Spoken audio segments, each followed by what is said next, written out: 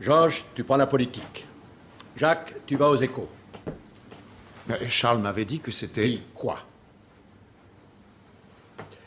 Charles va beaucoup nous manquer. Soyez-en dignes.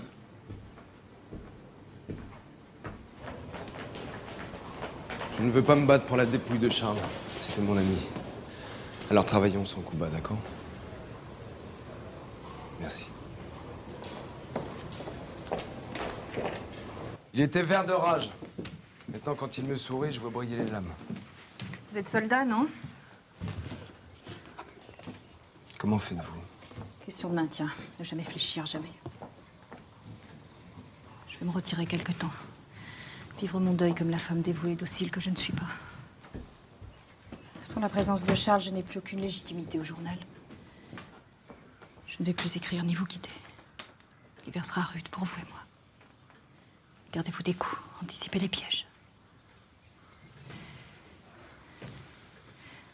Je vous envie, Georges. J'envie l'amour que vous portez avec Clotilde. La peine sincère que vous avez éprouvée à la mort de ce pauvre Charles.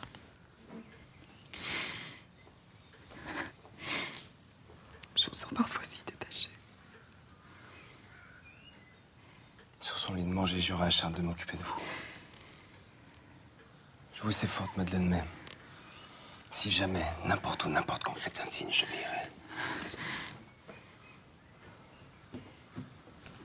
Je suis touchée, Georges, réellement. Mais je crains malheureusement d'avoir besoin de personne.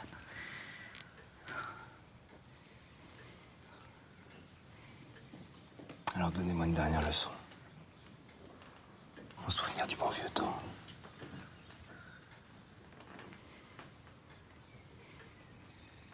Osez l'impossible. Seule Madame Walter pourra vous protéger.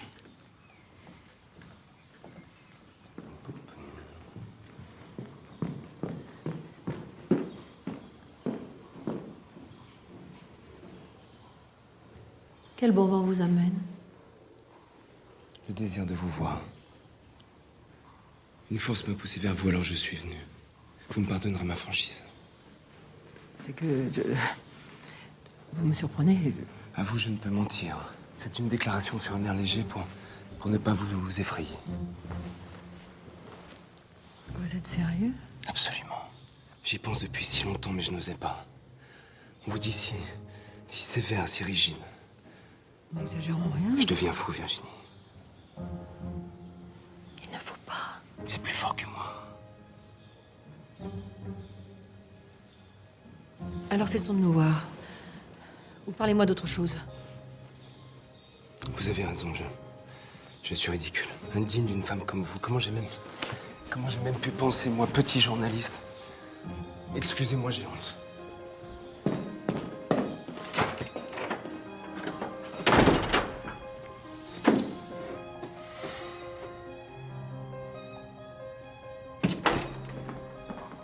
Encore vous? Faites comme si je n'étais pas là. Je vais juste m'asseoir ici pour vous regarder. Vous regarder rêver, penser, dormir. Je ne vous demanderai plus rien, Virginie, mais je jure que 5 minutes par jour, je trouverai le moyen de vous observer en silence. J'attendrai devant votre porte comme un pauvre sous la neige. Et si vous ne sortez pas, je me déguiserai en oiseau pour survoler votre chambre. Vous n'en faites pas un peu trop, là? Vous avez ri. Évidemment, vous êtes drôle. Vous êtes trop sérieuse, Virginie. Dites-moi un endroit où je pourrais vous observer demain, 5 minutes en silence vers 3 heures. Ce ne serait pas bien. D'accord, négocions. 3 minutes vers 5 heures, mais je n'irai pas au-delà. Vous êtes incorrigible. Admettons que j'accepte. Vous ne parlerez pas. Ce sera comme un heureux hasard. Je vous regarderai. Il n'y a rien de mal. Non, c'est ridicule. Je resterai à 10 mètres plus discret qu'un oiseau. C'est tout. Vous me promettez de me respecter? Sur l'honneur. Venez demain à 4 heures pour le thé.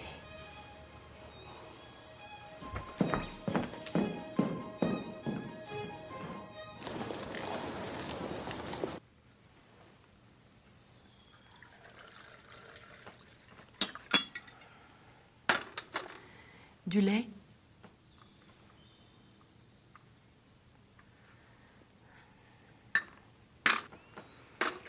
Du sucre?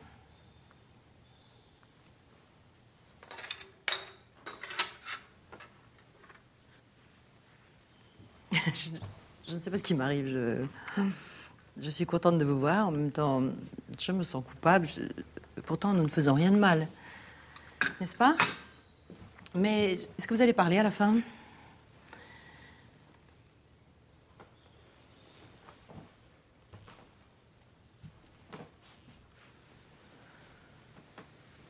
Nous avions dit pas un mot.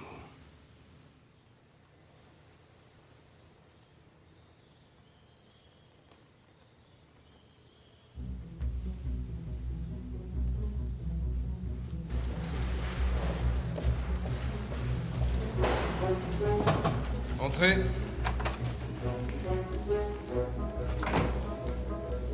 Georges, je rentre du midi. Je crois que j'ai soulevé un lièvre.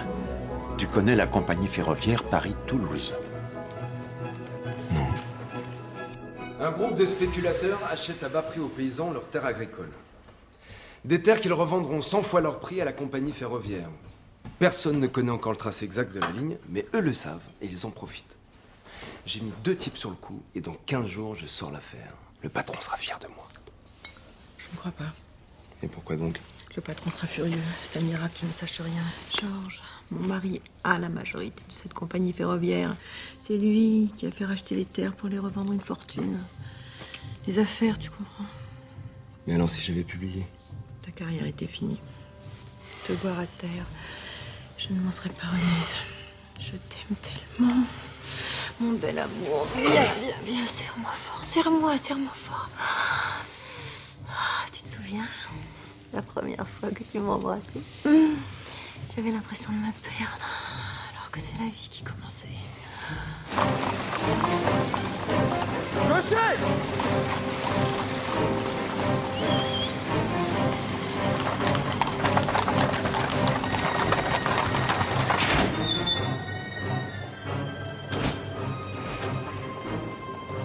Tu sais où est Rival? Il est chez le patron.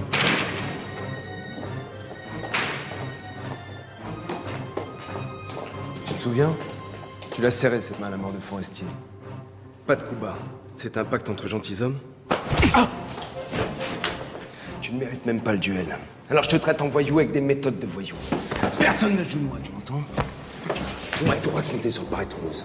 Alors la prochaine fois, je te tue!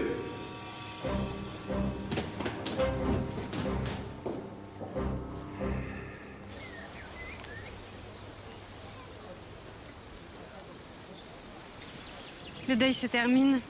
Elle épousera un député ou un ministre. Aristocrate de préférence. Elle a toujours regretté que Charles n'ait pas de particules. Comment tu peux dire ça? Je dis tout haut ce qu'on pense tout bas. C'est ma qualité et mon défaut, tu le sais. Crois-moi, les calculs ont déjà commencé pour savoir qui remplacera Charles au bureau et dans son lit.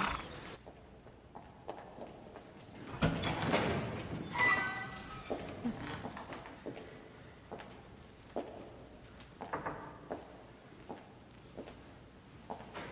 Bonsoir, Madeleine. Merci de vous être déplacée. J'ai failli ne pas venir. Pourquoi ce rendez-vous étrange? Depuis combien de temps vous n'avez plus écrit d'article? Cherchez le mot juste. Travaillez une idée jusqu'à ce qu'elle donne tout ce qu'elle porte en elle.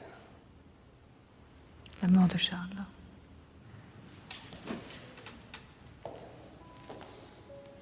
Vous sentez l'encre? Écrire avec vous, c'était comme des rendez-vous d'amour. Et il me manque. Oh, je ne suis ni le plus riche ni le plus puissant. Mais j'ai de l'avenir. En fait, depuis le premier jour, je me trompe, Madeleine. La présence de Charles, votre couple admirable, m'interdisait de voir clair. Et je prenais pour de l'admiration ce qui était déjà de l'amour. Épousez-moi. Je serai votre bras armé. Je porterai vos idées. Et je me souviens de ce que vous avez dit. Je serai l'homme amoureux le moins idiot qu'on connaisse. Et Clotilde? ma chère cousine? C'est une liaison, Madame Walter? une protection. De quel substantif serais-je affublée? Choisissez. Vous avez toujours mieux écrit que moi. Vous savez ce que c'est pour moi le mariage? Ce n'est pas une chaîne, c'est une association. J'entends être libre de mes actes, de mes démarches, de mes sorties. Je ne pourrais tolérer ni contrôle, ni jalousie. En échange, bien sûr, je ne compromettrai jamais le nom de l'homme que j'aurais épousé. Mes idées ne sont pas celles de tout le monde, mais ce sont les miennes. Je vous plais toujours, mon bel ami. Qui pourra nous résister? Dites oui, Madeleine.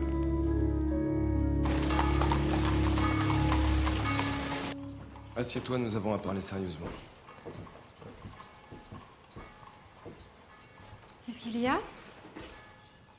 Je suis troublé et triste à l'idée de te faire de la peine. Tu es la seule femme que j'ai jamais aimée, tu le sais. Mais la vie que nous avons choisie a ses propres limites. Au fait, Je me marie, j'épouse Madeleine. Elle m'accepte sans nom et sans fortune. c'est bien. J'avais peur qu'elle refuse, mais elle a dit oui. Elle croit en moi. Et c'est pour quand? Le plus vite possible. Une cérémonie privée. Cette femme, c'est mon ticket dans le monde. Et elle me fait un tel cadeau. Pendant quelque temps, je souhaiterais qu'on ne se voit plus, question d'honnêteté. Et puisqu'elle connaît notre relation, ce serait aussi bien que tu lui dises que je te l'ai demandé. Ensuite, on pourra toujours se revoir, juste pour la chose, de temps en temps. Continuer nos petits arrangements. Qu'est-ce que t'en dis? Certainement. Nos petits arrangements.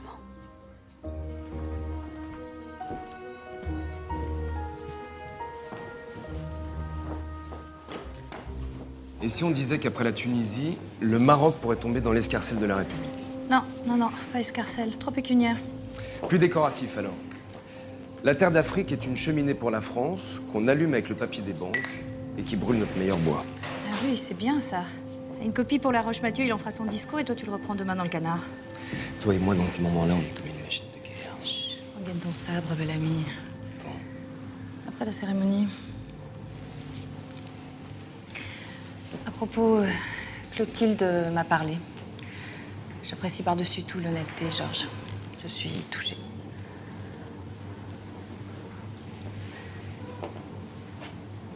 Puisque nous n'avons plus aucun secret l'un pour l'autre, il y a quelque chose que je n'ai pas osé te demander. Je t'écoute. Tu ne vas pas rire? Parle. Et voilà, comme toutes les femmes, j'ai mes petites faiblesses. J'aime ceux qui brillent, ceux qui sonnent, ceux qui forent. C'est pour ça que je t'ai dit oui. Et? Il m'a manqué de chose. Dis.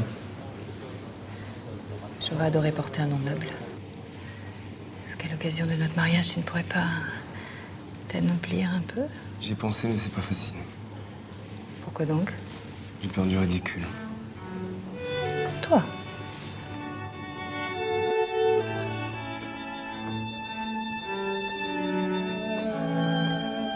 Mes amis, il y a du nouveau. Le ministère est tombé. L'Espagne se fâche pour le Maroc.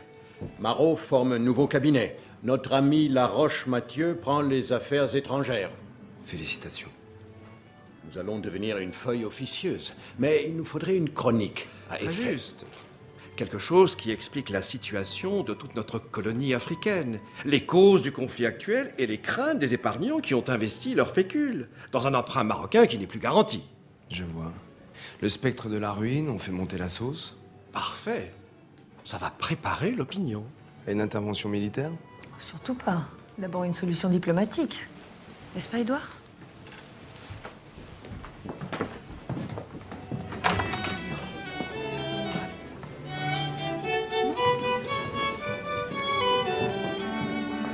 Monsieur Duroy, je pourrais vous voir une minute?